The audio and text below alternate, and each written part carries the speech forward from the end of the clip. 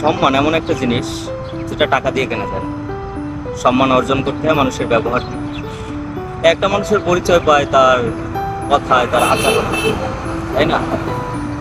তো আমার সম্মানটা খেয়ে দিল গতকাল।